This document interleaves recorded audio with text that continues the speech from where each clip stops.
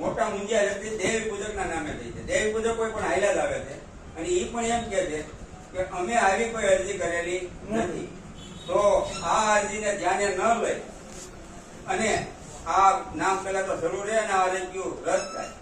પછી બીજો વિષય એ છે સાહેબ કે જે આ લોકોએ અરજી નથી કરી તો આ અરજી કોના કેવા છે અને કોને કરી છે એની તટસ્થ તપાસ થાય અને એમની વિરુદ્ધમાં કાયદેસરની કાર્યવાહી થાય. આજ ત્યાં મતદાર યાદીમાં નામ રદ કરવાનું અરજી કરી. કાલે એ કદાચ મારા વિરોધમાં એવી બીજી કોઈ અરજી કરે અને એમ કે કેતનભાઈની બે માથાકૂટ થઈ છે વાયદા છે તો અમારે પોલીસ સ્ટેશનને જવાબ દેવાય આવવું પડે. કાલે સવારે મારું હાથ ભરમાંથી 8 હમાંથી નામ કાઢવા માટેની પણ અરજી કરે અને આની તટસ્થ તપાસ થાય. વાંધો નહીં, તમે અમને યાદી આપો. અમારી પાસે અમે વેરીફાઈ બીએલઓ મારફત સુપરવાઇઝર મારફત ફોકસ કરાવશું. ના, તમારી જ યાદી છે, તમારી પાસે જ યાદી હતી. આ તમારી પાસેથી જ યાદી લીધેલી છે અમે હજી ખરાઈ કરાવશું ને અને એની ખરાઈ કરવામાં આવે અને જે ખોટા હોય તો અમને વાંધો નથી, નામ કમી કરી પણ પ્યોર આમાં પ્યોર ભાજપ વિરોધી નામ છે એમને જ કમી કરવામાં આવ્યા છે. અને આપણે જે દેવી પૂજક હતા એમને એવું ભાજપના જવાબદાર વ્યક્તિ એમ કીધું કે તમને સહાય મળશે, તમે અમને તમારા ચૂંટણી કાર્ડના ફોટા વોટ્સઅપ કરો અને વોટ્સઅપ પણ કર્યા છે અને એના સ્ક્રીનશોટ પણ હું તમને બતાવું કે વોટ્સઅપ કરેલાના. એટલે આ ભાજપની કાર્યાલયથી જ થયું છે. અમે જેના નામ દઈ એની તપાસ થાય અને એમના સહીના નમૂના લઈ અને પણ એ બરોબર છે.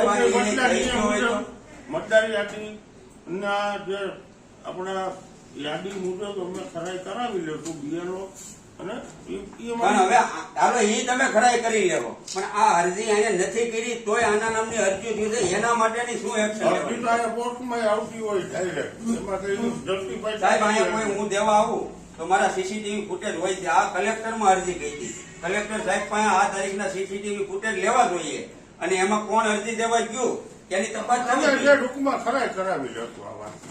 હું અત્યારે મામલતદાર સાહેબ પાસે આવ્યો છું તો મારા સીસીટીવી ફૂટેજ હોય કે ભાઈ 12 વાગ્યે રમેશભાઈ અહીંયા આવ્યા તો આ અરજી બધી કલેક્ટર સાહેબ માં થઈ છે અને 18 તારીખ પછી થઈ છે કારણ કે ઇન્વર થઈ હોય તારીખ હોય, કેટલા વાગે ઇન્વર થઈ એ પણ સમય હોય.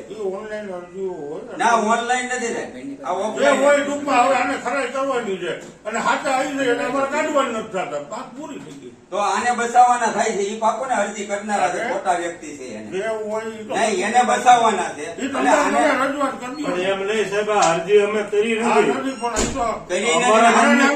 અમારા નામની થાય છે અરજી તો અમારા નામની અરજી કરવા વાળો એવો ફેર કોણ એમ આ દેવી પૂજક છે ને એને ટાણાનું કરીને ખાતા હોય ગરીબ માણસો હોય છે કે એને 4 જણા આવવાનું છે. આ અરજી જેને કરી છે ને એનો ખુલાસો કરજો છે, નકર આમાં જેટલા લાઈનમાં છે ને એટલા બધાનો વારો ચડશે. આ રીતનું છે કૌભાંડ સ્પેશિયલ ને કોઈ એક જાતિ કોઈ એક કોમ અને કોઈ એક પાર્ટીના ટાર્ગેટ કરીને કાઢવામાં આવ્યા. કોઈ એક પાર્ટીને ટાર્ગેટ કરો, કોઈ એક જ્ઞાતિને ટાર્ગેટ કરો. અરજી એક આપવાનું કહું છું કે આ કેતનભાઈને એની અરજી આપતી કે એને આપણે જે યાદી છે આપણી પાસે એ આપણે ખરાઈ કરાવી લઈએ, પછી એનો રિપોર્ટ એના રિસીવ કરીએ, એના ડોક્યુમેન્ટ હું બરોબર.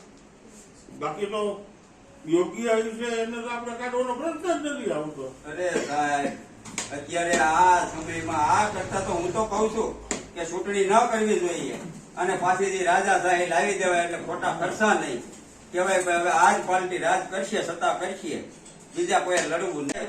પાર્ટીનો જાગો કરી નાખો ઈ અમારી પાસે હું કામ સીનું હતું. ના ભાઈ ના આ વસ્તુ તમારે કરી જવાની હોય, તમારે થાય એમ હોય તો જ અમારો સમય બગાડશો. શું 3 મહિના વિભાગ નું હોય કાંઈ ન થયું, એકે વિભાગમાં કાંઈ ન થયું. ખુદ કલેક્ટર સાહેબ એવા કોઈ કામમાંથી એક કામ નથી, ઈ કોઈ કામ કરવાના નથી. ઈ આપણે કાંઈ વાંધો નહીં, ભલે કામ ન કરો કઈ નહીં, અમને શાંતિથી જીવવા અમારા મત દેવાનો અધિકાર તો રહેવા દો અમારી પાસે. અમે સ્વતંત્ર ખેડૂતના દીકરા થઈ, તમારી ઘરે નથી અમને 5-5 લાખ રૂપિયા મહિને અમારો પગાર આવતો. આંબેડકર સાહેબે અમને અધિકાર આપ્યો છે, સૌને હરખો અધિકાર છે. અમે આ દેશના નાગરિક છે,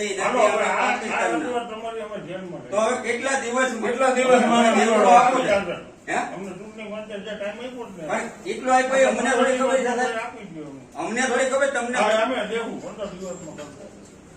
અને